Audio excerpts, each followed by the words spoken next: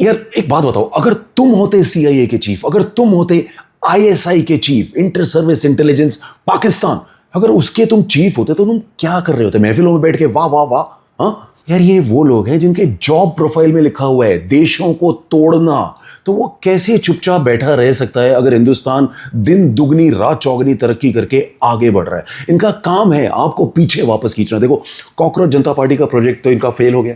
हाँ, स्टूडेंट्स का प्रोटेस्ट था, लेकिन उसी के अंदर भाड़े वाले भी पहुंचे हुए थे, वो गड़ा हुआ मुर्दा ओवर एक्टर भी वहां पहुंचा हुआ, लेकिन उसके अंगार ठंडे भी नहीं पड़े थे, उससे पहले ही खड़ा हो गया अंबाला का इंसिडेंट।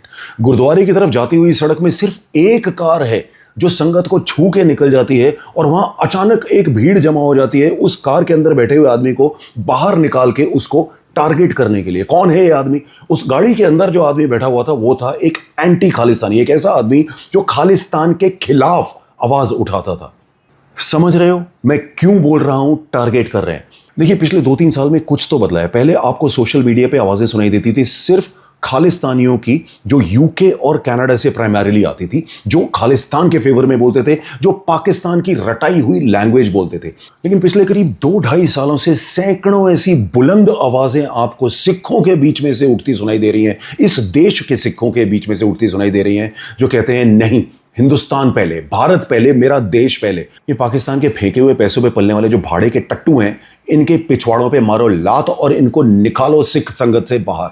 ये आवाजें आपको इंक्रीजिंगली पिछले 2-2.5 साल में सुनाई देनी शुरू हुई होगी, जो हिंदुस्तान के असली सिख की आवाज है। मैं आपको सच बताता हूं, पिछले 3-4 साल में मैंने ये बोलना ही छोड़ दिया था कि सिख और हिंदू सेम ही परिवार में से निकले हुए हैं, क्योंकि जैसे ही आप ये बोलते थे तो सोशल मीडिया पे, व्हाट्सएप के ग्रुप्स तक पे कोई ना कोई ऑपोजिंग आवाज उसके खिलाफ निकल के आती थी। लेकिन अब सिखों के अंदर से ये आवाज निकल के आ रही है, क्योंकि वो जानते हैं यार, इतिहास है और लिखा हुआ इतिहास है कि उन्हीं माओ ने आपको जना है और उन्हीं माओ ने आपको पाला है। तो आप ये चीजें भूल कैसे सकते हो? यही चीज और यही आईएसआई का इंटरफेरेंस आपने देखा कॉकरोच जनता पार्टी के प्रोटेस्ट में।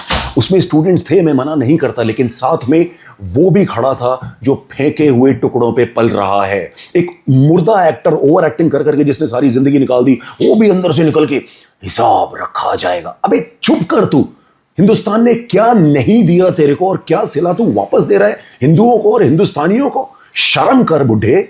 बस पाकिस्तान का ये टास्क है, आईएसआई का ये टास्क है कि हमारे देश में लड़ाइयां फैलाता रहे, आग लगाता रहे। लेकिन भगवान ने हमें भी थोड़ा दिमाग बख्शा है, उसका इस्तेमाल कर लीजिए।